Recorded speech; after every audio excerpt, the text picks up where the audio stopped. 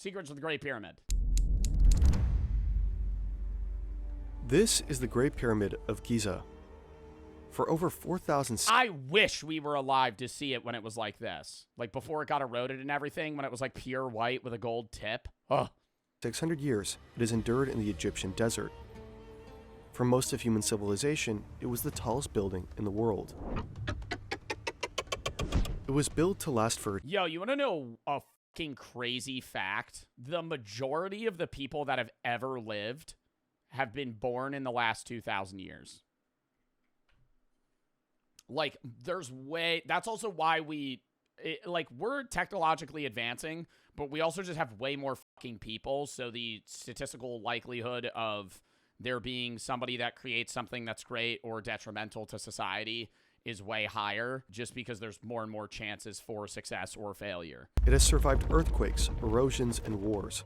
Countless plunderers, British explorers blasting their way in with dynamite, even Mr. Beast. Even Mr. Beast went to the pyramids. 500 years ago, put this rock right here. Wow, that's crazy. Mr. Beast stood in the same spot as ancient Egyptian architects that tried to build, or not even tried, built the Great Pyramids. The 2.3 million stone blocks, some of them what a collab, mass of up to 50 metric tons, make it one of the heaviest human-made objects of all time. It's also built... Oh my god, is that how they did it? It's also built with incredible precision. Its base is roughly the size of 7 New York City blocks, and almost perfectly level, never deviating more than an inch. It's that big? It's the size of 7 New York City blocks? Get the fuck out of here. I knew it was tall and wide. Not that large, though. Never deviating more than an inch. The 4 sides are aligned to the cardinal directions with near perfect accuracy, thousands of years before the compass was even invented. To this day, no one has found out how exactly it was built. To really understand the Great Pyramid, we modeled the whole thing, and we will tackle 3 fascinating theories of its construction. This is the insane engineering of the pyramids. Obviously it was aliens. No, they built that shit. It probably just took forever. But they had to build it before he died. So they were on like a shot clock there, dude. This is Khufu, a pharaoh of ancient Egypt. He's king of the wealthiest nation on the planet, and he's a god. He's going to live forever, and he needs somewhere to live out his immortality, a home that will last. It will need to be incredibly secure to house all of his riches, and it should also look amazing. His father Sneferu, also a god, is buried here. He's the pharaoh. But then when did they just abandon that shit? You know what I mean? Because obviously it was after generations and all the people that lived around Khufu's time had died at that point, and like the other, you know, people that ruled Egypt. But at some point they were probably they abandoned those beliefs. Like, are there people today that still believe that Khufu was a god? I don't know. I never learned about that in theology, though. Yes? I don't know. That's like the same thing as like Greek mythology. That's like in that sense. They were brainwashed. I don't think it was brainwashed. I think that was just also like early civilization. Most early civilizations had some level of like religious belief, or like mythological beliefs, like Greeks. I love learning about Greek mythology, by the way. That's like my favorite. That's like my favorite shit to learn about, just because it really pans into like the human mindset and it humanizes the gods. Not in the effect that they're good, but it's like, hey, these people are assholes. Like, imagine giving a human godlike powers and letting them do whatever they want and making them immortal. That's Greek gods, right? Like, hey, they, you know, fucking kill people for fun. They cheat on their wives. Like, they're human, right? They fuck up. Right, a lot. Over endless amounts of time and endless amounts of power, they let it go to their head. Like, it's more realistic than, like, an all-powerful, or, like, and all-good god, in my mind. Pharaoh who taught Egypt how to build its pyramids. But the lines on his aren't quite perfect. Something went wrong. Khufu can do better. He can bring even more glory to Egypt. The nation is still mourning Sneferu's death. Khufu wants to lift the people up by drawing them into the most incredible project humanity has ever attempted. And then surely they'll love They got happy about that. They were like, yeah, let's build another pyramid. him, and later remember him. More than his dad. A project as grand and ambitious as the Great Pyramid can only be pulled off by a very wealthy and very organized nation. The nation of Egypt is just that, thanks in large part to the Nile. Every year, the Nile overflows and fertilizes the land with rich topsoil. This gives ancient Egypt the ability to grow excess crops to keep its production well fed, and to sustain a standing army. The army regularly goes out and terrorizes Egypt's neighbors, plundering their wealth to bring home for the pharaoh. So Khufu has all the money he needs to build something very, very extra. But money isn't everything. Khufu also needs the smartest architect to design a building that will set him up for eternity. There's only one man for the job, Khufu's half-brother, Hemiunu. He was born for the role, a once-in-a-generation. And did they have school for this? Like, I know school, like, early schooling was mainly, like, reserved for rich people. And, you know, in, like, Greek times, it would be, like, sons of kings or people that were nobles, right? Like, the rich people or, like, highly statused individuals were the ones that were taught. Is that the same thing in ancient Egypt? It still is. No, it's not. You still receive an education regardless of your money. I mean, higher education can sometimes be reserved to those that are wealthy, but, I mean, I just attended Brooke's graduation, and half of her class was first-generation college students, so, I mean, it's not, to say that education is only reserved for wealthy people today is wrong. The design for his pyramid won't just follow in his father's footsteps, it will surpass it in every way. He envisions a pyramid far grander, more complex, and more secure than anything built before. A true quantum leap in architectural mastery. Hemiunu plans to build a pyramid primarily out of solid stone. Inside will be 3 burial chambers, with a passageway leading to each. The first is built underground, in case Khufu dies early into the pyramid. Do you think they did tests for this, or they just fucking did it? Because for you to be, like, one of the earliest architects having to do some crazy-ass pyramid building that would take 20 years to build, how would they, like, I know they had smaller pyramids, but were those tests or were they for other people? Because, like, this could go horribly wrong. The first is built underground, in case Khufu dies early into the pyramid's construction. The second will be hidden behind a false wall, so nobody can plunder the riches inside. Leading up to the third and highest burial chamber is a majestic corridor with stunningly high corbelled ceilings, the Grand Gallery. The king's chamber will be breathtaking, a chance for Hemiunu to flex. It'll be huge for ancient Egyptian standards. It'll be built entirely from pink granite monoliths, quarried far away from Aswan, fitted together so precisely that you couldn't slip a razor blade in between them. Inside a granite sarcophagus, Khufu will finally be laid to rest. Once complete from the inside, the pyramid will be encased in perfectly smooth white limestone. It will dazzle in the sunlight and gleam in the moonlight. Finally, a golden capstone, the pyramidion, will be placed on top. Once all is put in place, Khufu will be ready for eternity. Imagine you and some coworkers have to hoist a block as heavy as a double-decker bus, 130 meters into the air. The only tools your boss gives you are some rope, some wood, and some rubble. If you've got something heavy, I'd be like, fuck, I quit, man. I'm not fucking, yeah, hey, here's a 2-ton stone block and a bit of rope. You gotta get it up there. No. move somewhere high.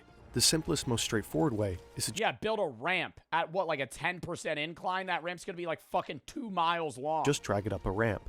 You tie it with some rope, get help from as many people as can fit on the ramp, and heave it up together. As the pyramid grows, the ramp would be raised and extended to accommodate the increasing height. Which would be fucking terrible, dude. Easy. No crazy advanced machinery necessary. It would just take so much time.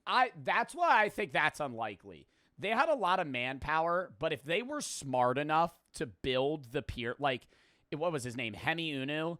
Obviously, he's not the one that's just figuring out every single little detail on how this is going to be built. But if he's the one designing it and they're smart enough to line it up with north, south, east, west and have it fucking align with the stars and all this other shit, they're smart enough to find another method other than we build a big sand ramp that fucking goes 2 miles.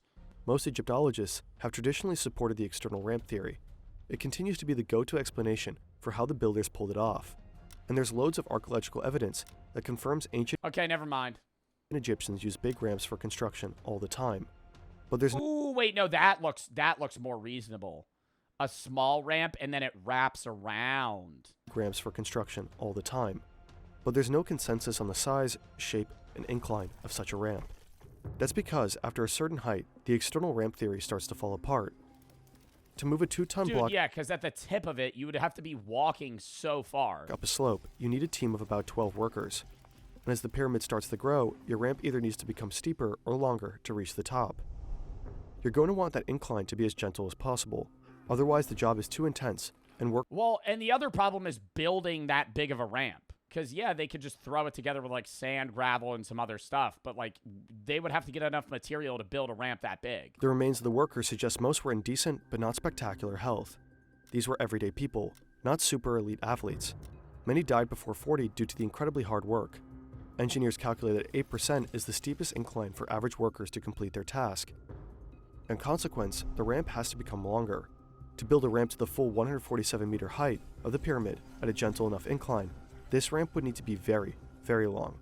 Like way more than a kilometer. Oh, my God, dude. Imagine, bro, it'd be like that far. Imagine you're like, yeah, we got to go lug that shit up. We got to walk that way for a mile and then hit a fucking quick Yui and walk up a ramp. And walk up an inclined ramp.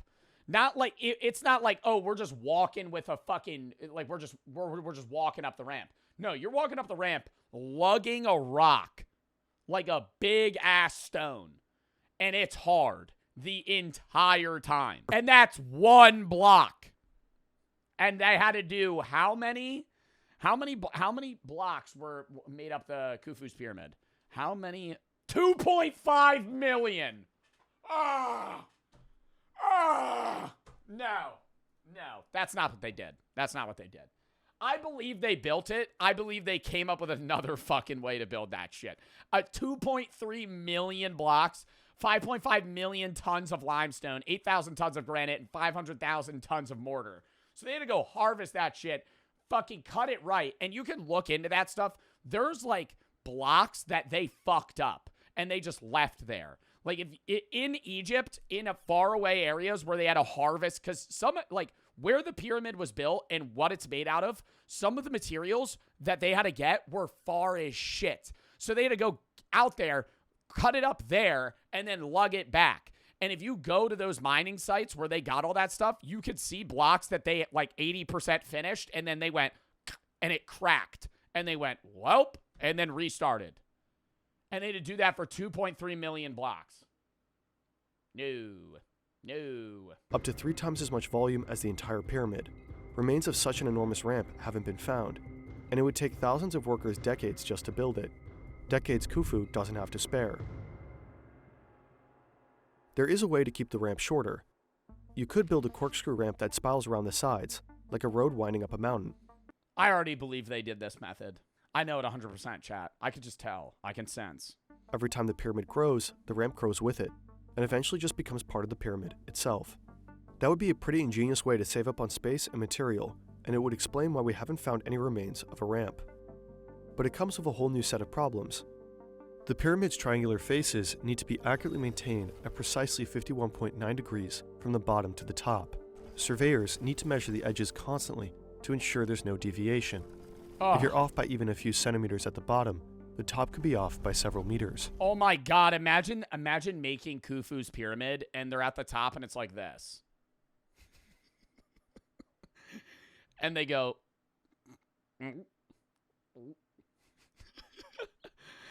uh-oh. Like, you've been doing that shit for like 15 years. You're like, oh, fuck, we gotta restart. Since the spiral ramp blocks your sight, it's almost impossible to ensure that all the lines of the pyramid are actually straight, which would leave you with a crooked pyramid at the end.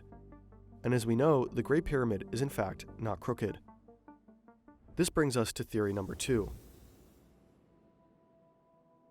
It's the late 90s. A French engineer, Henri Audin, is watching a documentary about the pyramids. It explains the pyramid construction. Dude, when we would watch documentaries in school about ancient Egyptian, like pyramids and history, I would have so much fucking fun. I remember in like 5th or 6th grade, we watched this one documentary about like ancient Egypt, and it was like the mysteries of the pyramid. I was locked in. Like, locked in, like wide eye.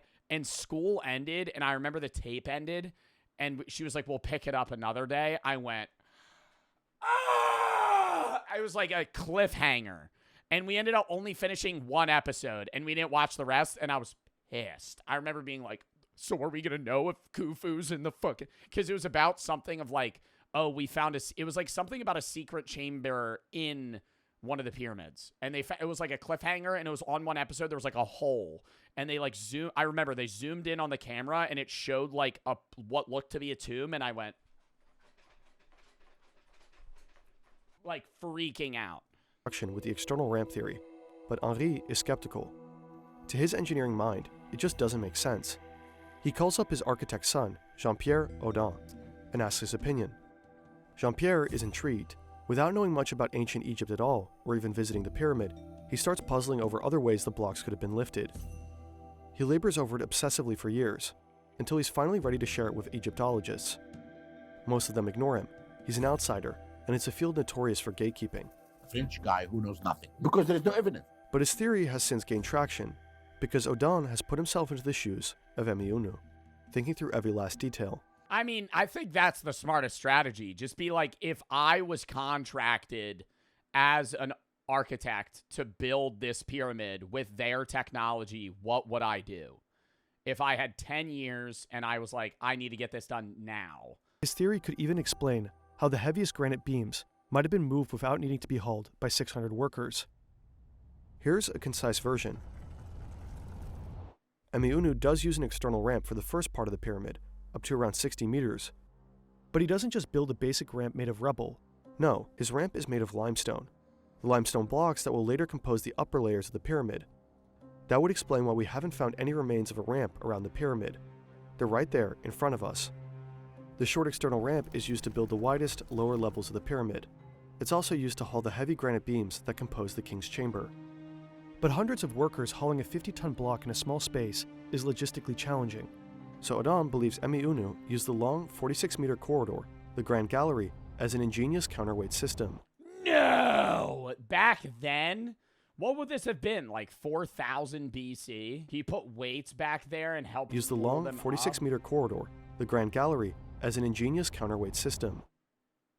It would have been built opposite the external ramp, and its size and slope would be leveraged with counterweights that would assist workers in getting the granite up to the king's chamber. Wow. The Grand Gallery is a weird space in the Great Pyramid. It has details that puzzled archaeologists for a long time, like why it's so tall, so narrow, and why it has stone benches running along the inside. Audin believes the Grand Gallery helps move impossibly heavy stones by functioning like a railroad track. The stone benches are actually the rails for carts on wooden rollers. Remember, no wheels. Bro, nah, this seems so fucking real. No, this is like, he's so in depth where it's like, yeah, no, for sure. Why do they have benches there? Because it's a hallway. Like, they're not doing their union break there. Essentially, a huge granite block at the bottom of the external ramp would be attached with a rope to a trolley car loaded up with heavy blocks at the top of the Grand Gallery. When the trolley cars rolled down the Grand Gallery, the heavy granite block would be pulled up the ramp. There's even evidence of scuffing from the repeated impact of something heavy in the Grand Gallery. So it's a plausible explanation of what this unique corridor was used for. Once the heavy granite beams are in place, the external ramp has served its purpose. When was the wheel created? Around 4000 BC. Was the wheel invented before the pyramids? There's no evidence that Egyptians used the wheel to build pyramids. Oh my God.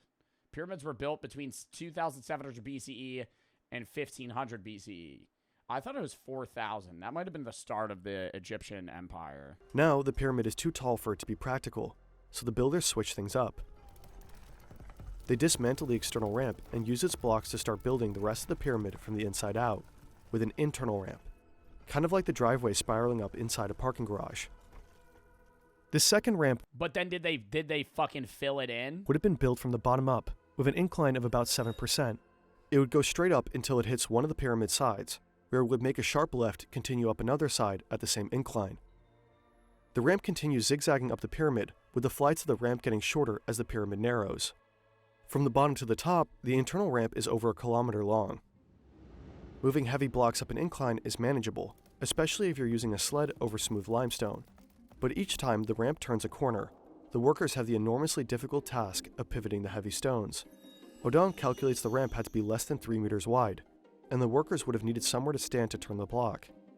So he proposes that at the end of each flight of the ramp, there must have been a big space left open for the workers to turn the block, possibly with the help of wooden levers or cranes. The empty spaces would also be a nice place for the workers to catch their breath. And there's actually evidence of one of these spaces. Oh! There's a previously unexplained notch that I love this video. I don't care if everybody hates this. I find this so fascinating. Corresponds to Odon's predictions for what the spaces would look like. Like, imagine, dude, no technology having to build something that, like, monstrous in one man's lifetime. And being like, we need to get this done before he fucking dies. About 83 meters up the pyramid. Odon's theories about the Grand Gallery and the internal ramp offer viable solutions to two of the pyramid's biggest mysteries. Yeah, but then with these narrow hallways, I know there's like corridors. Like the one with the tall ceiling makes sense because it's still there. But I feel like all of this doesn't still exist within the pyramid. So what did they fill it in? Grand Gallery and the internal ramp offer viable solutions to two of the pyramid's biggest mysteries. How 2-ton blocks were lifted so high, and how 50-ton beams were moved without the space for the hundreds of workers needed to haul them. But if he's right, the ramp's design would have been highly complex. And then, side question, they obviously shaved down the blocks and, like, chipped them away so they would fit this incline. Were they just supported by their own weight? Like, was there any mending of these things together? Because when you actually look at the, like, hallway, you don't see gaps. See, that's what I'm thinking. That's what I'm confused. That's where I'm confused. Do you understand where I'm confused, chat? Like, they're stacking these blocks on top of each other, but the hallway looks seamless. How are they doing that? Because it's a pyramid, it naturally supports itself. Yes, but in the hallways themselves, I didn't see any, like, clear-cut, like, oh, this is a block. Maybe I wasn't paying attention. I just want to go to that one clip. Oh, no, you could see stone blocks. Yeah. No, you could see them. There's a seam. It looks like maybe they put, like, some sort of sediment in between them, but that would have been it. Yeah, no, you could see the blocks. So then they just carved them out. Wow. But if he's right, the ramp's design would have been highly complex. Its path would have to be designed with great care to avoid intersecting with any passageways or chambers within the pyramid. Critics of his theory are either unconvinced that its construction is supported by archaeological evidence, or wave off the internal ramp as overcomplicated. Many suggest the external ramp theory is likelier because it's simpler, but ancient Egyptian workmanship exhibits extraordinarily high levels of precision in so many aspects. Why not also apply this ability to a highly sophisticated ramp design? And also, why not entertain an even more sophisticated theory? Yeah, like, why are we saying, oh, they could build this with such extreme accuracy, yet the only way they could think of fucking building it is big ramp? Like, for how they built the pyramids. all right, no way they had, like, a fucking crank system where they were raising the blocks. The water elevator? Is this Minecraft? What do we got a bubble elevator going on here? The water elevator? That shit ain't floating. In 2024, a flurry of newspaper articles announced that the mystery of the pyramids was finally solved, thanks to brand new archaeological evidence. As it turns out, the Nile might just be the key to the mystery of how the pyramids were built. Nowadays, the Giza Plateau lies in an arid strip of the Sahara Desert, kilometers away from the lush banks of the Nile. But during the time that the pyramids were built, the landscape may have looked very different. A 2024 study combined radar satellite imagery with deep soil coring techniques. This way, it identified what appears to be a long-lost branch of the Nile flowing alongside the majority of the pyramids. The pyramid builders probably used this branch to move heavy stones straight to the pyramid base, instead of dragging them all the way from distant quarries. More than plausible that the builders used the Niles to transport the blocks horizontally. But what about vertically? Another peer-reviewed study from 2024 offers a fascinating theory. It proposes a radical and controversial idea. The ancient Egyptians might have used hydraulic power to raise heavy stones. And there would be, bro, ain't nobody write this down? Ain't nobody go, oh yeah, we fucking figured this out. Here's some notes on a hydraulic elevator if we ever need to use this again. When did the Library of Alexandria catch on fire? 48 BCE. Did the Library of Alexandria have books from Egypt? The Library of Alexandria held 500,000 documents from Assyria, Greece, Persia, Egypt, and India. Oh my God, no way. Words, a water-powered elevator. The idea of such an elevator is not new, but for a long Like, I don't even understand how this works. time, credentialed Egyptologists considered such theories fringe and unscientific, just speculations cooked up by pyramidians. They might sound cool, but there was zero evidence to actually support them. Until, perhaps, now.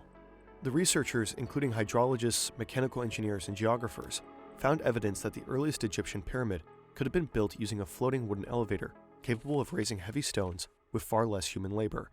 The water elevator would have worked something like this. Rainfall and floodwater would be collected into a nearby structure that functions as a dam. A system of underground conduits guides that water into a shaft running from underneath the pyramid up through its central axis, kind of like a volcano. This internal shaft is where all the upward movement is generated. Within the shaft, floating on the water's surface, is a heavy wooden platform, which workers would load up with heavy stones from the ground level. Then they'd open and close valves near the bottom of the shaft. How did they figure this shit out? How did they figure this shit out? I don't get it. I understand the level of survival and like you being able to go, okay, yeah, bro. And your dumbass just saying, oh, aliens every time, bro. Like, yeah, I understand they're smart, but holy fuck. Like the level of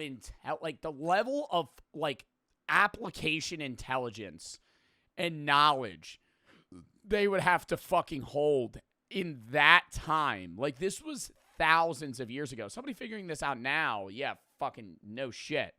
But then, I mean, you could say the same thing about any discovery. You could say the same thing about Newton and, like, the laws of physics, like just law of thermodynamics and the law of inertia and things like that. Like, how the fuck did he figure that out? Which would feed in or drain out the water. Manipulating the water levels in this way would raise and lower the wooden platform, like an elevator. It could raise the platform to heights of at least 17 meters. Then workers would unload the stones and construct the pyramid from the inside out. The study's lead author claims his theories could also help explain why later ones aren't as large as the Great Pyramid. As the climate dried out of the region over time, builders couldn't have captured enough water for a hydraulic lift system. They'd have to rely on human strength to lift heavy stones. So does this— Wait, I need to look at that. Is this when they were built? So this is the year they were built and how high they were. Oh, so they got way smaller. So does this theory hold water?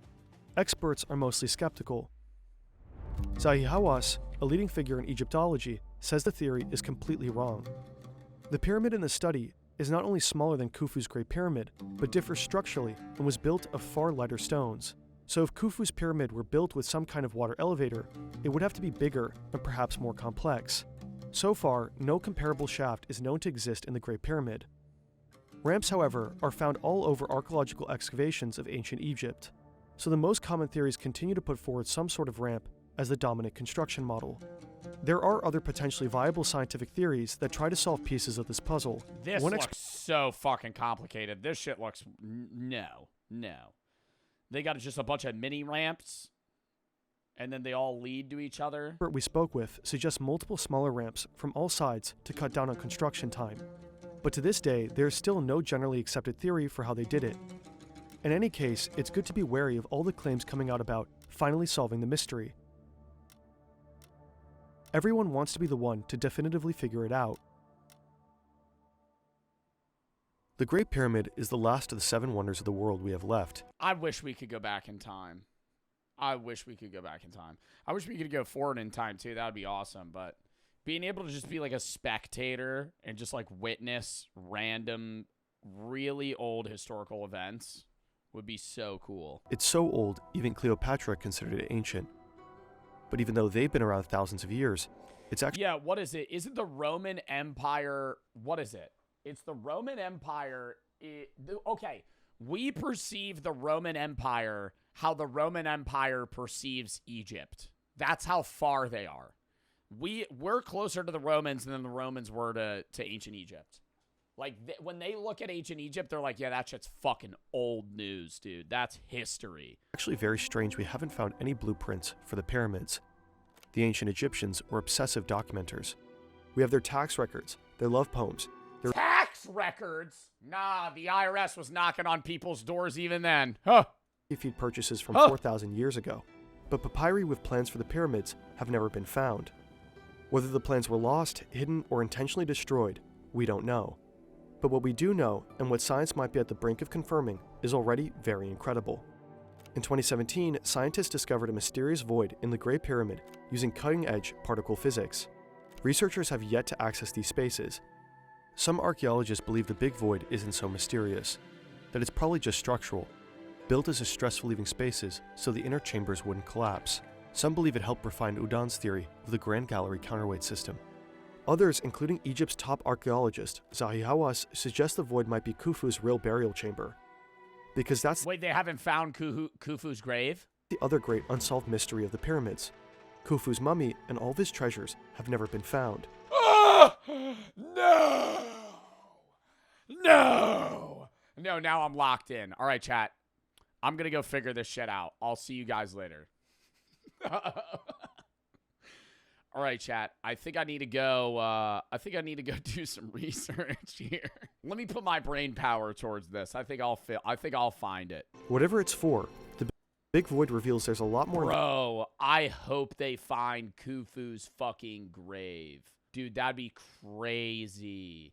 If they find that shit, oh my God. If I could see that on some documentary with some old-ass motherfucker talking behind it.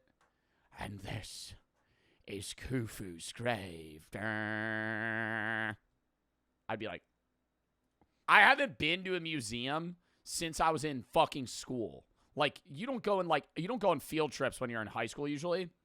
I went on one the whole time I was in high school, and we had to go see George Washington's tent. And my fucking history teacher almost fucking had an orgasm. He was fucking so excited. He was like, wow, like taken aback by it. I was just like, it's a fucking tent, okay? It's a fucking tent. It's not that. But now, and especially when I was younger, we used to go to like these museums where we would see mummified bodies and like ancient weapons and shit. Bro, I want to go to a museum so bad now on like a dead day. I don't want other people to be there. I don't want no damn field trips there. I want it to be dead silent, and I'm going to be reading that shit. You know how fun that'd be? If I could pull up to a museum and just start be like, this is an ancient mace that's from the year 1632 that was used in the Battle of blank and blank. I'd be like, God damn, for real? I'd be like, that shit's old as fuck. Those tour guides be ruining it, though. When they get into character. When I went to the George Washington one, they had to act like they were from that time. So annoying. Oh, hello. Fuck you. Move out of the way. I want to go read shit. Stop being like, oh, well, this is the fucking, look at this. This is the fucking wig. I don't care. I want to read it myself. All right, next.